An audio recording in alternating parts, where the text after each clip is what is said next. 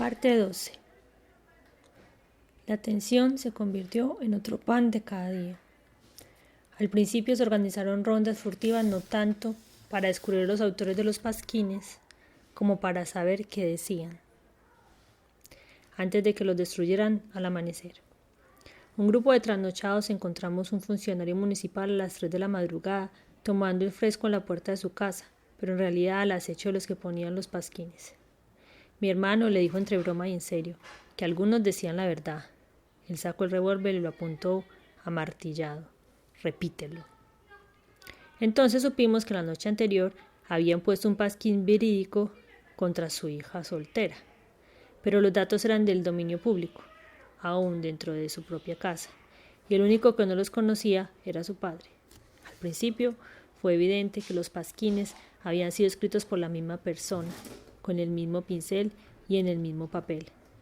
Pero en un comercio tan pequeño como el de la plaza, solo una tienda podía venderlos, y el propio dueño se apresuró a demostrar su inocencia. Desde entonces supe que algún día iba a escribir una novela sobre ellos, pero no por lo que decían, que casi siempre fueron fantasías del dominio público y sin mucha gracia, sino por la tensión insoportable que lograban crear dentro de las casas. En La mala hora, mi tercera novela escrita 20 años después, me pareció un acto de decencia simple no usar casos concretos ni identificables, aunque algunos reales eran mejores que los inventados por mí. No hacía falta, además, porque siempre me interesó más el fenómeno social que la vida privada de las víctimas. Solo después de publicada supe que en los arrabales, donde éramos malqueridos los habitantes de la Plaza Mayor, muchos pasquines fueron motivos de fiestas. La verdad es que los pasquines solo me sirvieron como punto de partida de un argumento que en ningún momento logré concretar, porque lo mismo que escribía demostraba que el problema de fondo era político y no moral, como se creía. Siempre pensé que el marido de Nigromanta era un buen modelo para el alcalde militar de La mala hora, pero mientras lo desarrollaba como personaje, me fue seduciendo como ser humano, y no tuve motivos para matarlo, pues descubrí que un escritor serio no puede matar a un personaje si no tiene una razón convincente, y aquel no era el caso. Hoy me doy cuenta de que la novela misma podría ser otra novela. La escribí en un hotel de estudiantes de la Rue Cujas, en el barrio latino de París, a 100 metros del Boulevard Saint-Michel, mientras los días pasaban sin misericordia a la espera de un cheque que nunca llegó. Cuando la di por terminada, hice un rollo con las cuartillas, las amarré con una de las 3 corbatas que había llevado en tiempos mejores y las sepulté en el fondo del ropero. 2 años después, en la Ciudad de México, no sabía siquiera dónde estaba cuando me la pidieron para un concurso de novelas de la ESO colombiana, con un premio de $3,000 de aquellos tiempos de famina.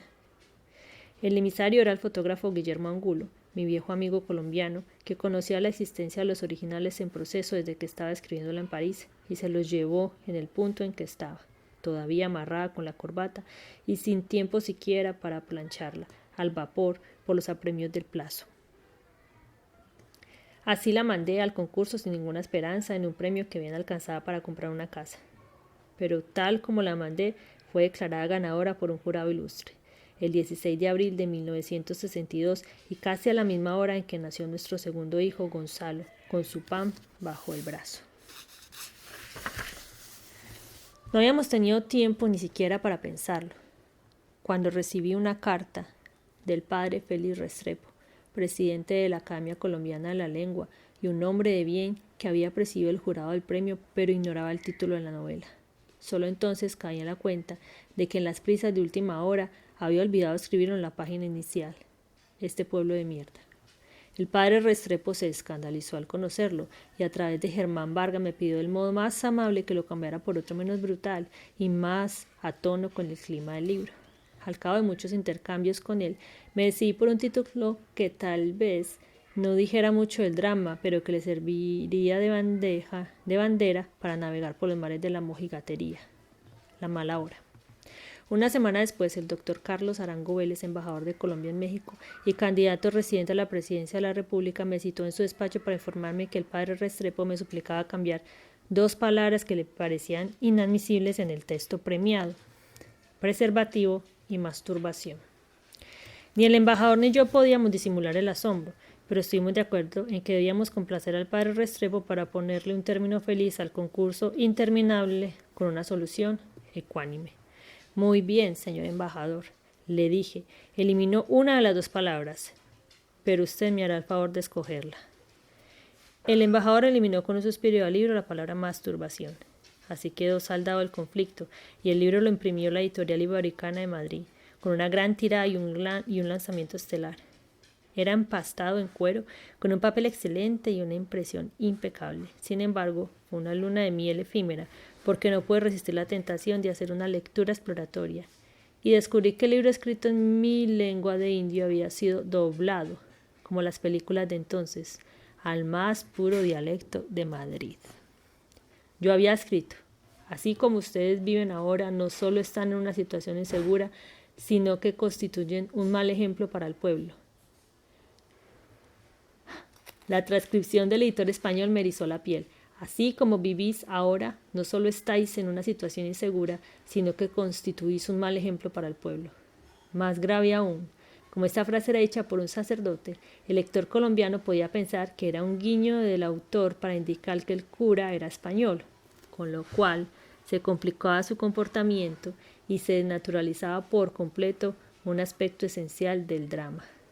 No conforme con peinar la gramática a los diálogos, el corrector se permitió entrar a mano armada en el estilo, y el libro quedó plagado de parches matritenses que no tenían nada que ver con el original.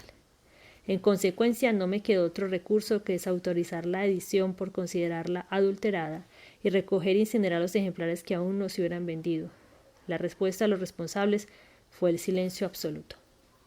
Desde ese mismo instante di la novela por no publicada y me entregué a la dura tarea de retraducirla a mi dialecto caribe, porque la única versión original era la que yo había mandado al concurso y la misma que se había ido a España para la edición.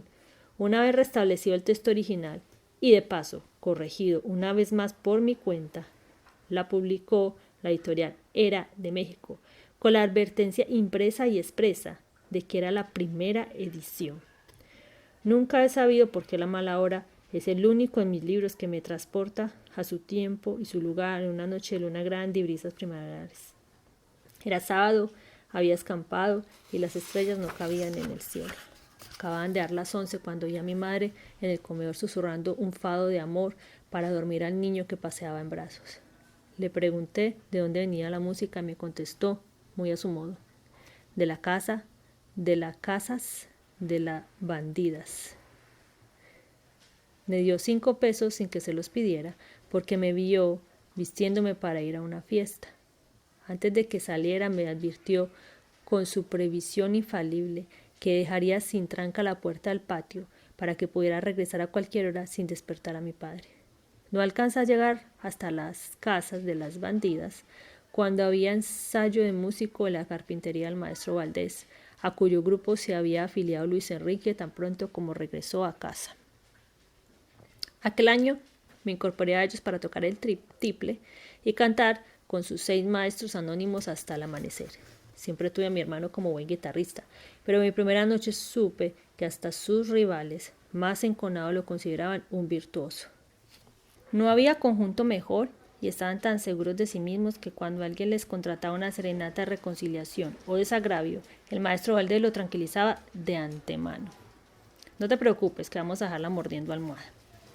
Las vacaciones sin él no eran iguales. Encendía la fiesta donde llegaba y Luis Enrique y él, con Filadelfo Velilla, se acoplaron como profesionales.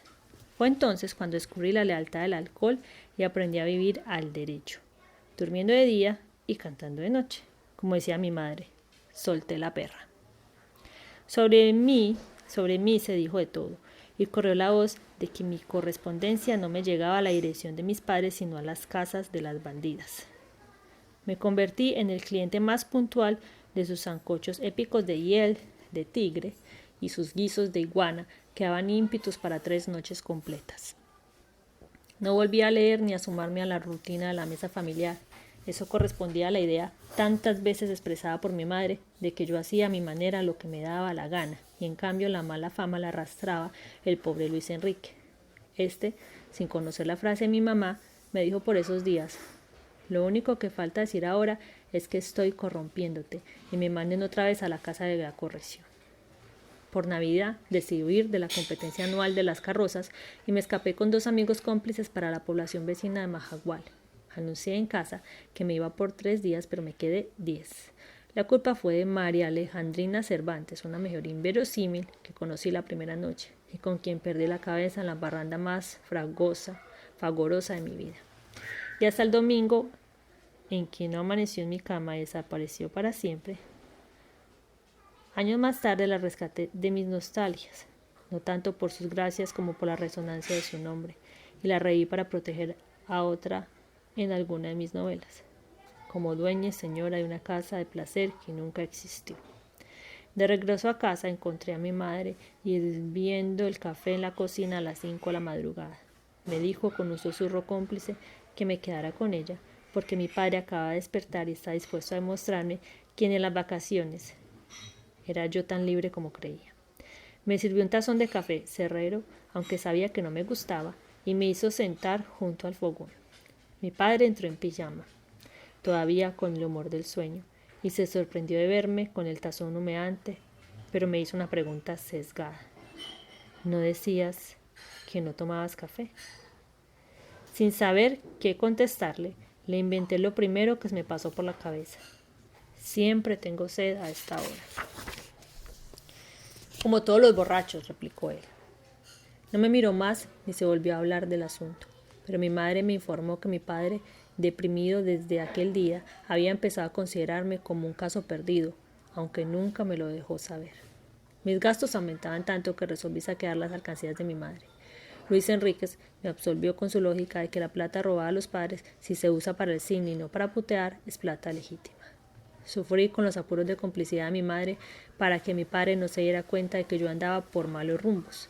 Tenía razón de sobra, pues en la casa se notaba demasiado que a veces seguía dormido sin motivo a la hora del almuerzo y que tenía una voz de gallo ronco y andaba tan distraído que un día no escuché 2 preguntas de papá y él me endilgó el más duro de sus diagnósticos. Estás mal del hígado.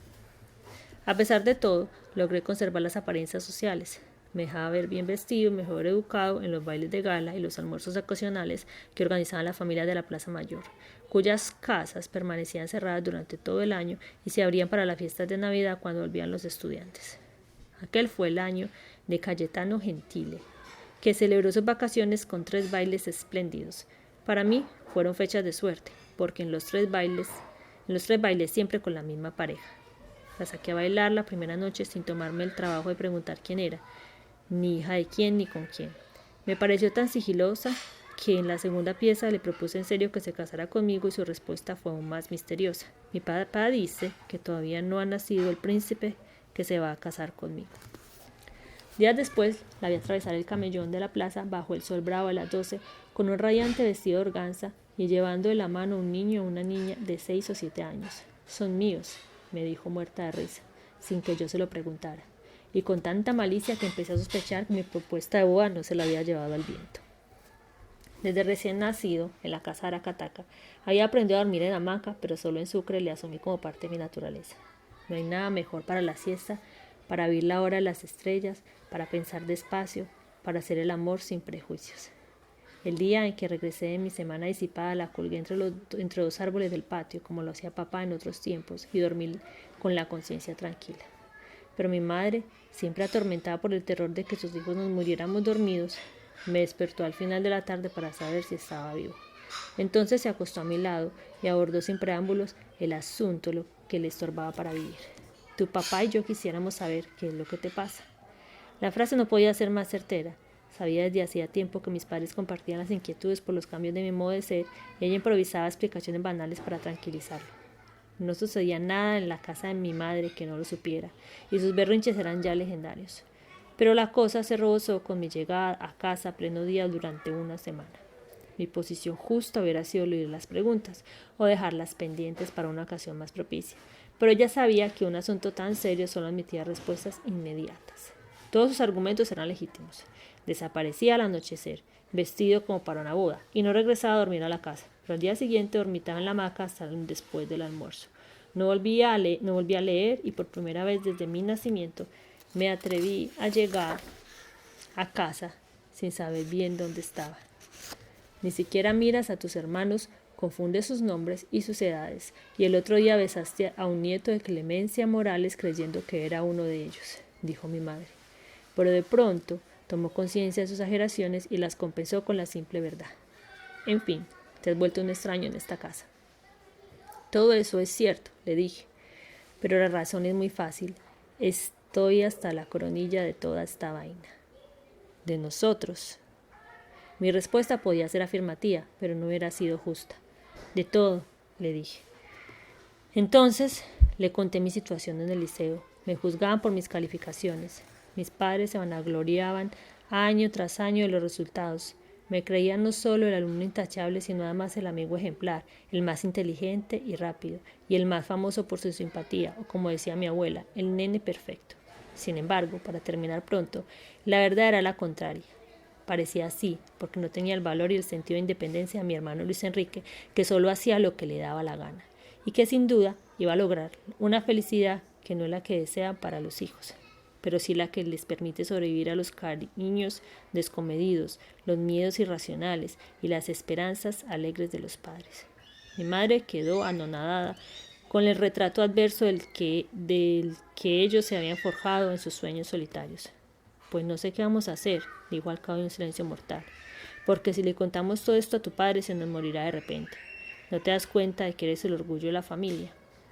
Para ellos era simple, ya que no había posibilidad alguna de que yo fuera el médico eminente que mi padre no pudo ser por la falta de recursos. Soñaban al menos con que fuera un profesional de cualquier cosa. Pues no seré nada de nada, concluí. Me niego a que me hagan por la fuerza como yo no quiero ser o como ustedes quisieran que fuera, y mucho menos como quiere el gobierno. La disputa, un poco a la topa tolondra, se prolongó por el resto de la semana. Creo que mi madre quería tomarse el tiempo para conversarlo con papá y esa idea me infundió un nuevo aliento. Un día soltó, como al azar, una propuesta sorprendente. Dicen que si te lo propones, podrías ser un buen escritor. Nunca había oído algo semejante en la familia. Mis inclinaciones habían permitido suponer desde niño que fuera dibujante, músico, cantor de iglesia, incluso poeta dominical. Me había descubierto una tendencia conocida de todos hacia una escritura más bien retorcida y etérea, pero mi reacción esa vez fue más bien de sorpresa. Si hay que ser escritor, tendría que ser de los grandes, y a esos ya no los hacen, le respondí a mi madre. Al fin y al cabo, para morirse de hambre hay otros oficios mejores. Una de esas tardes, en vez de conversar conmigo, lloró sin lágrimas.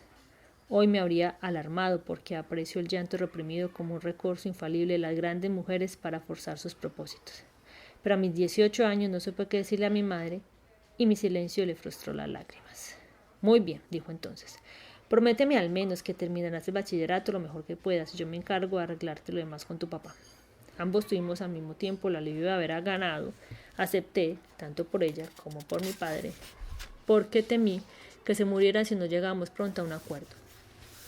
Así fue como encontramos la solución fácil de que estudiara Derecho y Ciencias Políticas, que no solo era una buena base cultural para cualquier oficio, sino también una carrera humanizada con clases en las mañanas y tiempo libre para trabajar en las tardes. Preocupado también por la carga emocional que había sobrellevado a mi madre en aquellos días, le pedí que me preparara el ambiente para hablar cara a cara con papá. Se opuso segura de que terminaríamos en un pleito. No hay en este mundo dos hombres más parecidos que él y tú, me dijo, y eso es lo peor para conversar. Siempre creí lo contrario. Solo ahora, cuando ya pasé por todas las edades que mi padre tuvo en su larga vida, ha empezado a verme en el espejo mucho más parecido a él que a mí mismo. Mi madre debió coronar aquella noche su preciosismo de orfebre, porque papá reunió en la mesa a toda la familia, anunció con un aire casual: tendremos abogado en casa. Temerosa tal vez de que mi padre intentara reabrir el debate para la familia en pleno, mi madre intervino con su mejor inocencia. En nuestra situación y con este cuadro de hijos, me explicó, hemos pensado que la mejor solución es la única carrera que te puedes costear tú mismo. Tampoco era tan simple como ella lo decía, ni mucho menos, pero para nosotros podía ser el menor de los males, y sus estragos podían ser los menos sangrientos. De modo que le pedí su opinión a mi padre para seguir el juego, y su respuesta fue inmediata y de una sinceridad desgarradora. ¿Qué quieres que te diga? Me dejas el corazón partido por la mitad. pero me queda al menos el orgullo de ayudarte a hacer lo que te dé la gana. El colmo de los lujos de aquel enero de 1946 fue mi primer viaje en avión, gracias a José Palencia, que reapareció con un problema grande. Había hecho asaltos, 5 años de bachillerato en Cartagena, pero acaba de fracasar en el sexto. Me comprometí a conseguir un lugar en el liceo para que tuviera por fin su diploma y él me invitó a que fuéramos en avión. En vuelo a Bogotá se hacía 2 veces por semana en un DC-3 de la empresa Lanza, cuyo riesgo mayor no era el avión mismo, sino las vacas sueltas en la pista de arcilla improvisada en un potrero. A veces tenía que dar varias vueltas hasta que acabaran de espantarlas.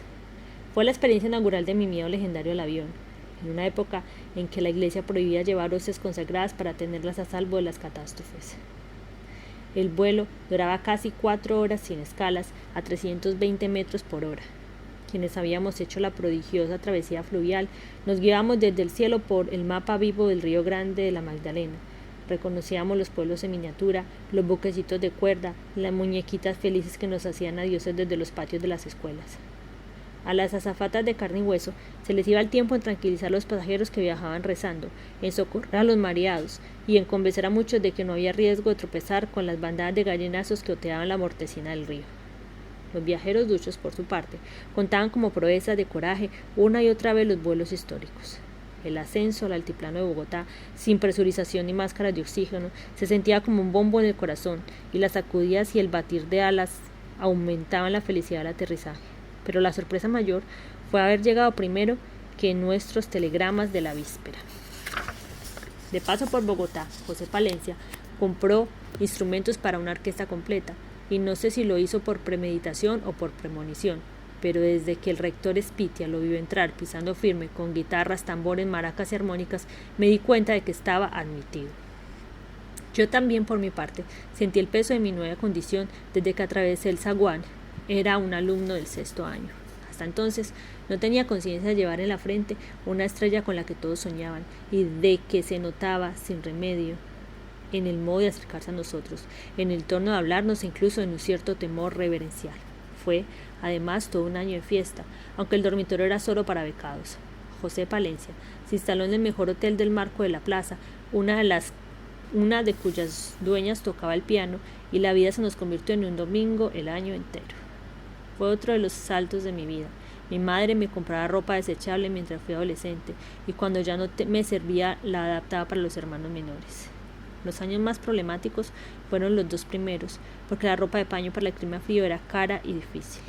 A pesar de que mi cuerpo no crecía con demasiado entusiasmo, no daba tiempo para adaptar un vestido a 2 estaturas sucesivas en un mismo año. Para colmo, la costumbre original de intercambiar la ropa entre los internos no logró imponerse, porque los ajuares estaban tan vistos que las burlas a los nuevos dueños eran insoportables. Esto se resolvió en parte cuando Espitia impuso un uniforme de saco azul y pantalones grises que unificó la apariencia y disimuló los cambalaches. En el 3er y 4º años me servía el único vestido que me arregló el sastre de Sucre, pero tuve que comprar para el 5º otro muy bien conservado que no me sirvió hasta el 6º. Sin embargo, mi padre se entusiasmó tanto con mis propósitos de enmienda que me dio dinero para comprar un traje nuevo sobre medida. José Palencia me regaló otro suyo del año anterior, que era un completo de pelo de camello apenas usado. Pronto me di cuenta de hasta qué punto el hábito no hacía al monje. Con el vestido nuevo, intercambiable con el nuevo uniforme, asistí a los bailes donde reinaban los costeños y solo conseguí una novia que me duró menos que una flor. Espitia me recibió con un entusiasmo raro. Las 2 clases de química a la semana parecían dictarlas sola para mí con fogueos rápidos de preguntas y respuestas. Esa atención obligada se me reveló como un buen punto de partida para cumplir con mis padres la promesa de un final digno. Lo demás lo hizo el método único y simple de Martina Fonseca, poner atención a las clases para evitar trasnochos y sustos en el pavoroso final. Fue una enseñanza sabia. Desde que decidí aplicarlo en el último año del liceo se me calmó la angustia. Respondía con facilidad a las preguntas de los maestros, que empezaron a ser más familiares, y me di cuenta de cuán fácil era cumplir con la promesa que había hecho a mis padres. Mi único problema, inquietante, siguió siendo el de los alaridos de las pesadillas. El prefecto de disciplina, con muy buenas relaciones con sus alumnos, era entonces el profesor Gonzalo Ocampo, y una noche del 2º semestre entró en puntillas en el dormitorio a oscuras para pedirme unas llaves suyas que había olvidado devolverle. Apenas alcanzó a ponerme la mano en el hombro cuando lanzó un aullido salvaje que despertó a todos. Al día siguiente me trasladaron a un dormitorio para 6 improvisados en el segundo piso. Fue una solución para mis miedos nocturnos, pero demasiado tentadora, porque estaba sobre la despensa, y 4 alumnos del dormitorio improvisado se deslizaron hasta las cocinas y las saquearon a gusto para una cena de medianoche. El insospechable Sergio Castro y yo, el menos audaz, nos quedamos en nuestras camas para servir de negociadores en caso de emergencia. Al cabo de una hora regresaron con media despensa lista para servir. Fue la gran comilona en nuestros largos años de internado, pero con la mala digestión de que nos descubrieron en 24 horas. Pensé que allí terminaba todo, y solo el talento negociador de Spitia nos puso a salvo de la expulsión. Fue una buena época del liceo, y la menos prometedora del país. La imparcialidad de Lleras, sin proponérselo, aumentó la tensión.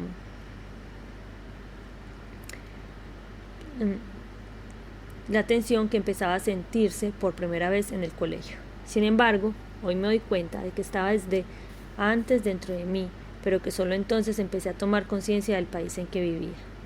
Algunos maestros que trataban de mantenerse imparciales desde el año anterior no pudieron lograrlo en las clases y soltaban ráfagas indigestas sobre sus preferencias políticas, en especial desde que empezó la campaña dura para la sucesión presidencial. Cada día era más evidente que con Gaitán y Turbán al mismo tiempo, el Partido Liberal perdería la presidencia de la República después de 25 años de gobiernos absolutos. Eran 2 candidatos tan adversos como si fueran de 2 partidos distintos, no solo por sus pecados propios, sino por la determinación sangrienta del conservatismo, que lo había visto claro desde el primer día. En vez de Laureano Gómez, impuso la candidatura a Ospina Pérez, que era un ingeniero millonario con una fama bien ganada de patriarca. Con el liberalismo dividido y el conservatismo unido y armado, no había alternativa. Ospina Pérez fue elegido. Laureano Gómez se preparó desde entonces para sucederlo, con el recurso de utilizar las fuerzas oficiales con una violencia en toda línea. Era otra vez la realidad histórica del siglo XIX, en el que no tuvimos paz, sino treguas efímeras entre 8 guerras civiles generales y 14 locales, 3 golpes de cuartel y por último la Guerra de los 1000 días, que dejó unos 80.000 muertos de ambos bandos en una población de 4 millones escasos. Así de simple, era todo un programa común para retroceder 100 años.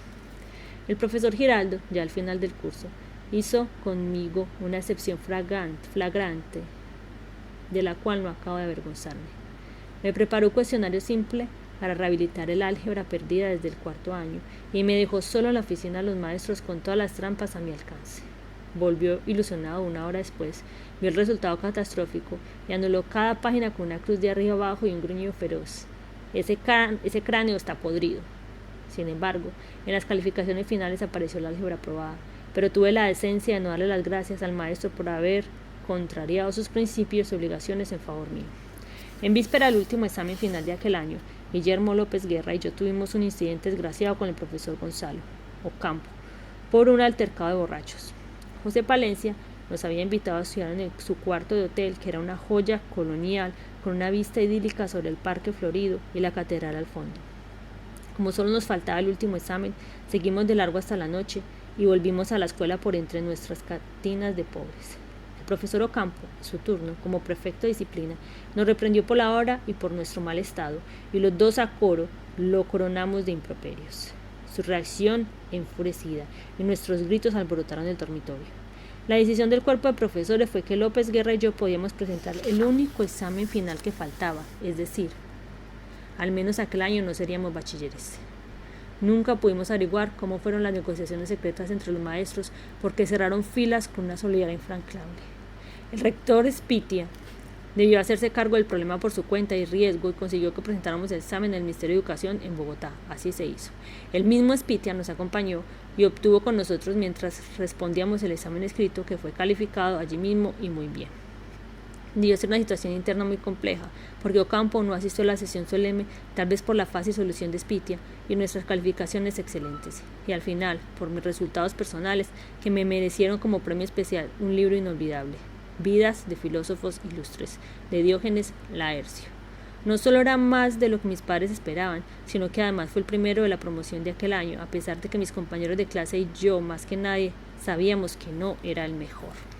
Nunca imaginé que 9 meses después del grado de bachiller se publicaría mi primer cuento en el suplemento literario Fin de Semana del Espectador de Bogotá, el más interesante y severo de la época. 42 días más tarde se publicó el segundo. Sin embargo, lo más sorprendente para mí fue una nota consagratoria del subdirector del periódico y director del suplemento literario, Eduardo Salamea Borda. Ulises, que era el crítico colombiano más lúcido entonces y el más alerta a la aparición de nuevos valores. Fue un proceso tan inesperado que no es fácil contarlo. Me había matriculado a principios de aquel año en la Facultad de Derecho de la Universidad Nacional de Bogotá, como estaba acordado con mis padres. Vivía en el puro centro de la ciudad, en una pensión de la calle Florian, ocupada en su mayoría por estudiantes de la costa atlántica. En las tardes libres, en vez de trabajar para vivir, me quedaba leyendo en mi cuarto o en los cafés que lo permitían. Eran libros de suerte y azar, y dependían más de mi suerte que de mis azares. Pues los amigos que podían comprarlos me los prestaban con plazos tan restringidos que pasaban noches en bala para devolverlos a tiempo. Pero al contrario de los que leí en el Liceo de Zipaquirá, que ya merecían estar en un mausoleo de autores consagrados, esto lo leíamos como pan caliente, recién traducidos e impresos en Buenos Aires, después de la larga veda editorial de la Segunda Guerra Europea. Así descubrí para mi suerte a los ya muy descubiertos Jorge Luis Borges, D.H. Lawrence y Aldous Huxley, a Graham Greene y Chesterton y a William Irish y Catherine Mansfield y a muchos más. Estas novedades se conocían en las vitrinas inalcanzables de las librerías, pero algunos ejemplares circulaban por los cafés de estudiantes, que eran centros activos de divulgación cultural entre universitarios de provincia. Muchos tenían sus lugares reservados año tras año, y allí recibían el correo y hasta los giros postales. Algunos favores de los dueños o de sus dependientes de confianza fueron decisivos para salvar muchas carreras universitarias. Numerosos profesionales del país podían deberle más a ellos que a sus acudientes invisibles. Yo prefería el Molino, el café de los poetas mayores, a solo unos 200 metros de mi pensión y en la esquina crucial de la avenida Jiménez de Quesada con la carrera séptima. No permitían estudiantes de mesa fija, pero uno estaba seguro de aprender más y mejor que en los libros de texto, con las conversaciones literarias que escuchábamos agazapados en las mesas cercanas. Era una casa enorme y bien puesta al estilo español, y sus paredes estaban decoradas por el pintor Santiago Martínez Delgado con episodios de la batalla de Don Quijote contra los molinos de viento. Aunque no tuviera sitio reservado, me las arreglé siempre para que los meseros me ubicaran lo más cerca posible del gran maestro León de Grave, barbudo, gruñón, encantador, que empezaba su tertulia al atardecer con algunos de los escritores más famosos del momento y terminaba a la medianoche ahogado en alcoholes de mala muerte con sus alumnos de ajedrez. Fueron muy poco los nombres grandes de las artes y las letras del país que no pasaron por aquella mesa, y nosotros nos hacíamos los muertos en la nuestra para no perder ni una palabra de sus palabras. Aunque solían hablar más de mujeres o de intrigas políticas que de sus artes y oficios, siempre decían algo nuevo que aprender. Los más asiduos éramos de la costa atlántica, no tan unidos por las conspiraciones caribes contra los cachacos como por el vicio de los libros. Jorge Álvaro Espinosa, un estudiante de Derecho que me había enseñado a navegar en la Biblia y me hizo aprender a memoria los nombres completos de los contertulios de Job, me puso un día sobre la mesa un mamotreto sobrecogedor y sentenció con su autoridad de obispo: esta es la otra Biblia. Era como no, el Ulises de James Joyce, que leía pedazos y tropezones hasta que la paciencia no me dio para más. Fue una temeridad prematura. Años después, ya de adulto sumiso, me di a la tarea de releer en serio, y no solo fue el descubrimiento de un mundo propio que nunca sospeché dentro de mí, sino además una ayuda técnica invaluable para la libertad del lenguaje, el manejo del tiempo y las estructuras de mis libros. Uno de mis compañeros de cuarto era Domingo Manuel Vega, un estudiante de medicina que ya era mi amigo desde Sucre y compartía conmigo la velocidad de la lectura. Otro era mi primo Nicolás Ricardo, el hijo mayor de mi tío Juan de Dios, que me mantenía vivas las virtudes de la familia. Vega llegó una noche con 3 libros que acababa de comprar y me prestó uno al azar, como lo hacía a menudo para ayudarme a dormir. Pero esta vez logró todo lo contrario. Nunca más volví a dormir con la placidez de antes. El libro era La Metamorfosis de Franz Kafka. En la falsa traducción de Borges, publicada por la editorial Losada de Buenos Aires, que definió un camino nuevo para mi vida desde las primeras líneas, y que hoy es una de las divisas grandes de la literatura universal. Al despertar Gregorio Samsa, una mañana, tras un nuevo intranquilo, encontróse en su cama convertido en un monstruoso insecto. Eran libros misteriosos cuyos desfiladeros no eran solo distintos, sino muchas veces contrarios a todo lo que conocía hasta entonces. No era necesario demostrar los hechos, bastaba con que el autor lo hubiera escrito para que fuera verdad, sin más pruebas que el poder de su talento y la autoridad de su voz. Era de nuevo Sherezada, pero no en un mundo milenario en el que todo era posible, sino en otro mundo irreparable en el que ya todo se había perdido.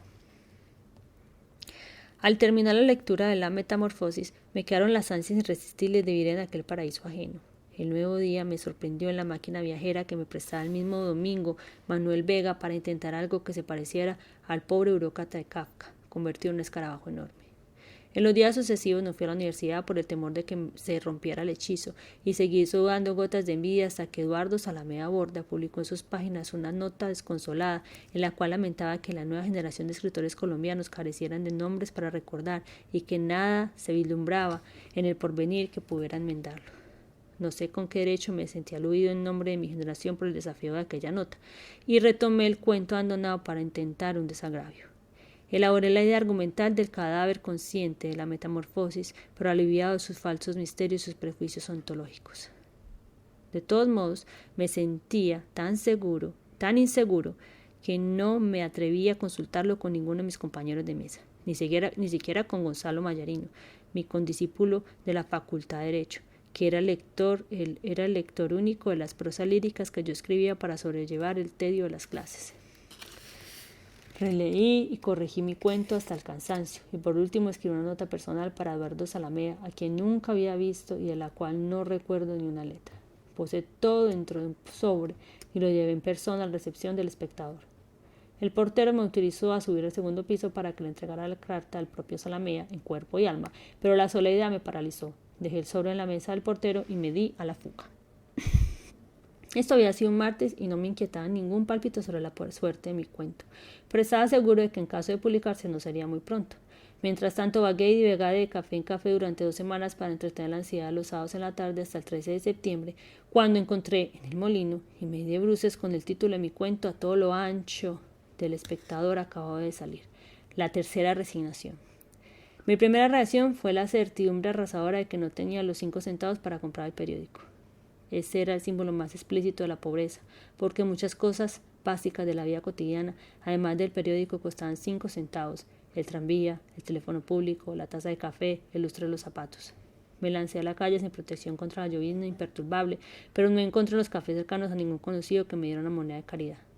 Tampoco encontré a nadie en la pensión a la hora muerta del sábado, salvo a la dueña, que era lo mismo que nadie, porque estaba viendo 720 veces 5 centavos por 2 meses de cama de asistencia. Cuando volví a la calle, dispuesto para lo que fuera, encontré un hombre de la divina providencia que se bajó de un taxi con el Espectador en la mano y le pedí de frente que me lo regalara. Así pude leer mi propio cuento con letras de molde, con la ilustración de Hernán Merino, el dibujante oficial del periódico. Lo leí escondido en mi cuarto con el corazón desaforado y con un solo aliento. En cada línea iba descubriendo el poder demoledor de la letra impresa, por lo que había construido con tanto amor y dolor como una parodia sumisa de un genio universal, se me reveló entonces como un monólogo enrevesado y deleznable, sostenido a duras penas por 3 o 4 frases consoladoras. Tuvieron que pasar casi 20 años para que me atreviera a releerlo por segunda vez, y mi juicio de entonces, apenas moderado por la compasión, fue mucho menos complaciente. Lo más difícil fue la avalancha de amigos radiantes que me invadieron el cuarto con ejemplares del periódico y elogios desmesurados sobre un cuento que con seguridad no habían entendido.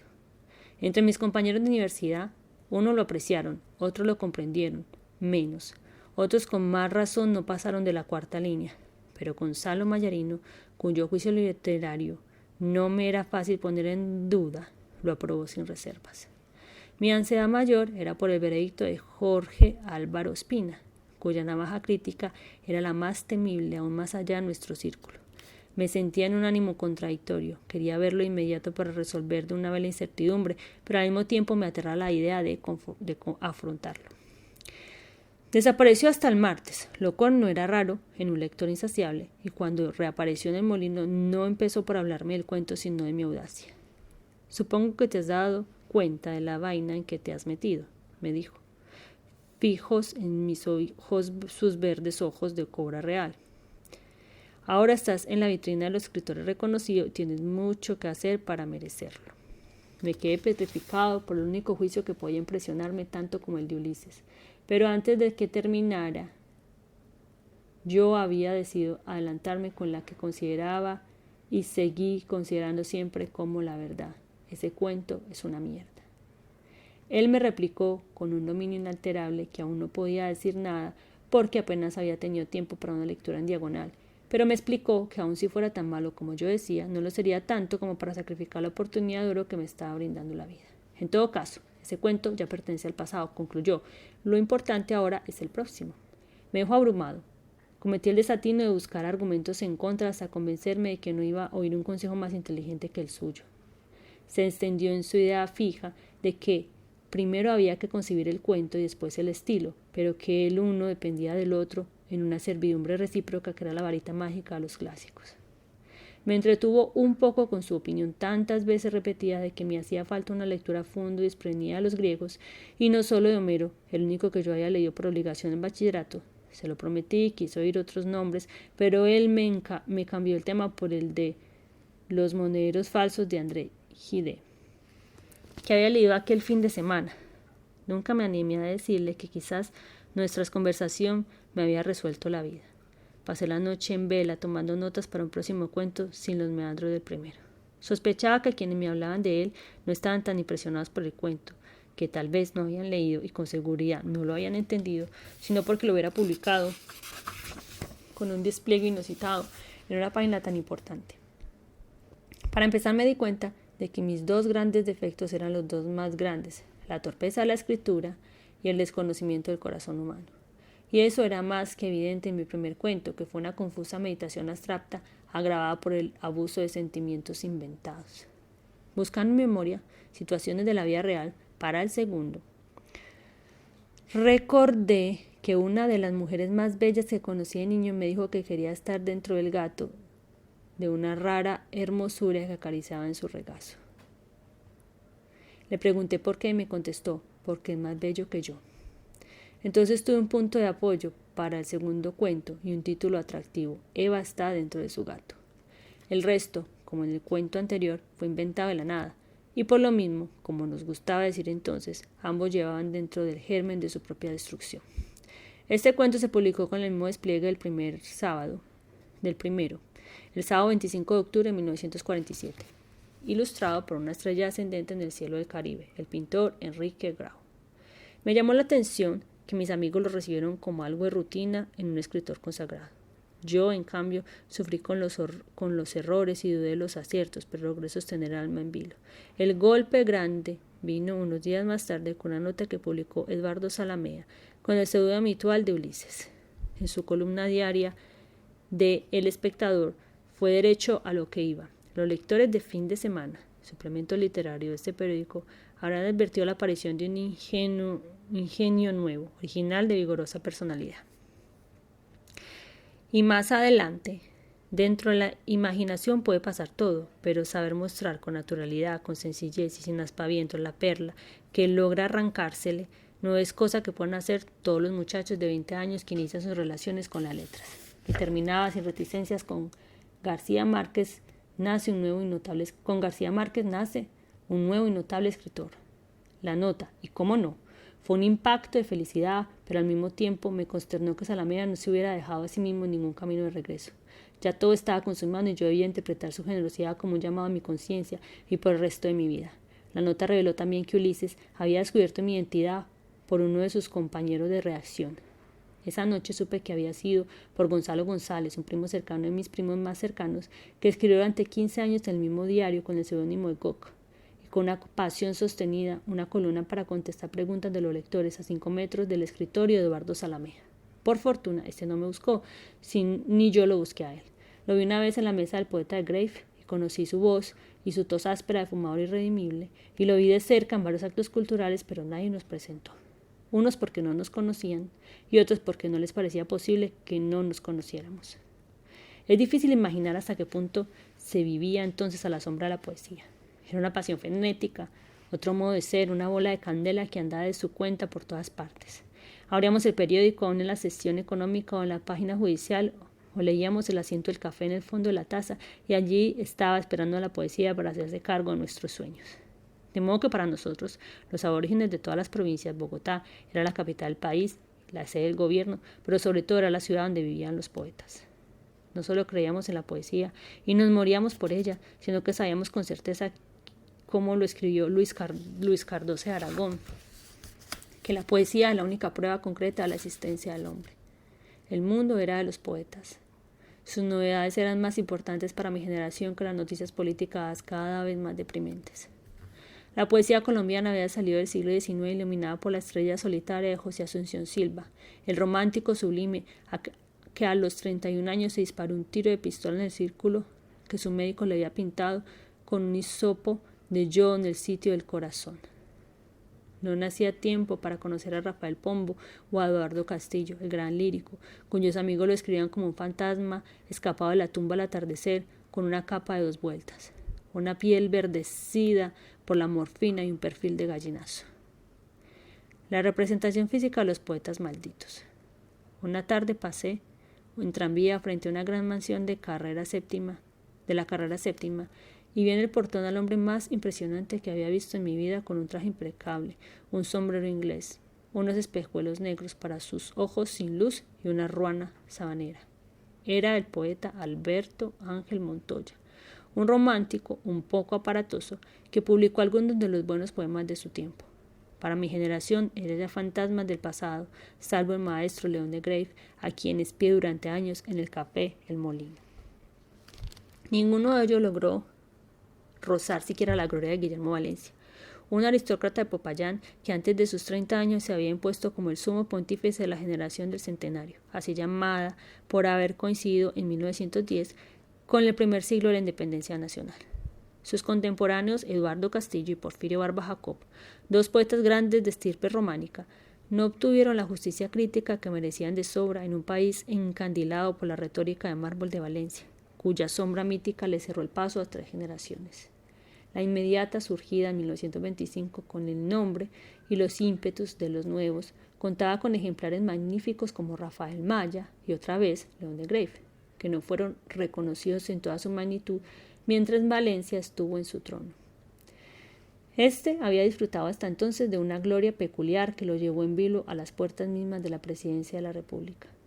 Los únicos que se atrevieron a salir al paso en medio siglo fueron los del grupo de Piedra y Cielo, con sus cuadernos juveniles, que en última instancia solo tenían en común la virtud de no ser valencistas. Eduardo Carranza, Arturo Camacho Ramírez, Aurelio Arturo y el mismo Jorge Rojas, que había financiado la publicación de sus poemas. No todos eran iguales en forma ni inspiración, pero en conjunto estremecieron las ruinas arqueológicas de los parnasianos y despertaron para la vida una nueva poesía del corazón, con resonancias múltiples de Juan Ramón Jiménez, Rubén Darío, García Lorca, Pablo Neruda o Vicente Huidobro. La aceptación pública no fue inmediata, ni ellos mismos parecieron conscientes de ser vistos como enviados de la divina providencia para barrer la casa de la poesía. Sin embargo, don Baldomero Sanín Cano, el ensayista y crítico más respetable de aquellos años, se apresuró a escribir un ensayo terminante para salir al paso de cualquier tentativa contra Valencia. Su mesura proverbial se desmandó. Entre muchas sentencias definitivas escribió que Valencia se había apoderado de la ciencia antigua para conocer el alma de los tiempos remotos en el pasado y cavila sobre los textos contemporáneos para sorprender por analogía todo el alma del hombre. Lo consagró una vez más como poeta sin tiempo ni fronteras y lo colocó entre aquellos que, como Lucrecio, Danto, Goethe, conservaron el cuerpo para salvar el alma. Más de uno debió pensar entonces que con amigos como ese Valencia no necesitaba enemigos. Eduardo Carranza le replicó a Sanín Cano con un artículo que lo decía todo desde el título, un caso de bardolatría. Fue la primera y certera embestida para situar a Valencia en sus límites propios y reducir su pedestal a su lugar y a su tamaño.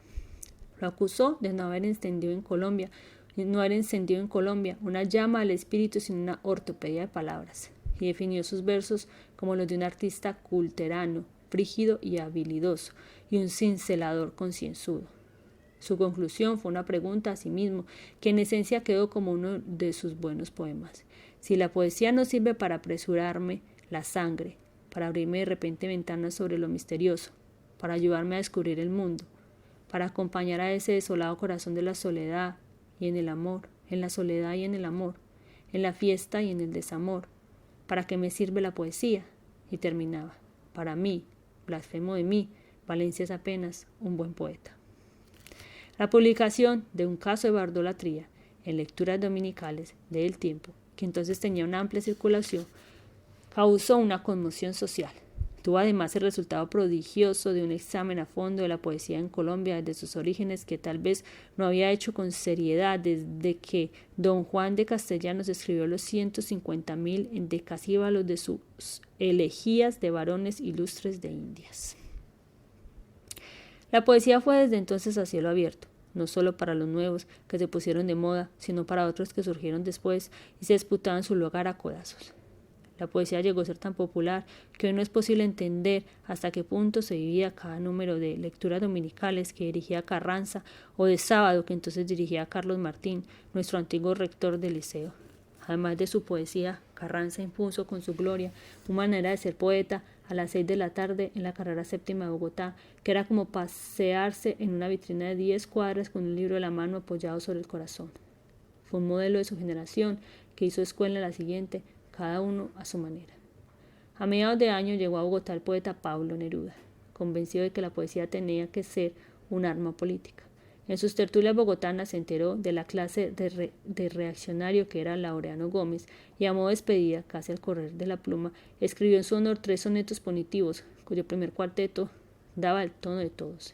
Adiós, Laureano, nunca laureado, sátrapa triste y rey advenedizo. Adiós, emperador de cuarto piso, antes de tiempo y sin cesar pagado. A pesar de sus simpatías de derecha y su amistad personal con el mismo Laureano Gómez, Carranza destacó los sonetos en sus páginas literarias, más como una primicia periodística que como una proclama política, pero el rechazo fue casi unánime, sobre todo por el contrasentido de publicarlos en el periódico de un liberal de hueso colorado como el expresidente Eduardo Santos, tan contrario al pensamiento retrógrado de Laureano Gómez como al revolucionario de Pablo Neruda. La reacción más ruidosa fue la de quienes no toleraban que un extranjero se permitiera semejante abuso. El solo hecho de que 3 sonetos casuísticos y más ingeniosos que poéticos puedan armar tal revuelo fue un síntoma alentador del poder de la poesía en aquellos años. De todos modos, a Neruda le impidieron después la entrada a Colombia el mismo Laureano Gómez. Ya como presidente de la República y el general Gustavo Rojas Pinilla en su momento, pero estuvo en Cartagena y Buenaventura varias veces en escalas marítimas entre Chile y Europa. Para los amigos colombianos, a los que anunciaba su paso, cada escala de ida y vuelta era una fiesta de las grandes.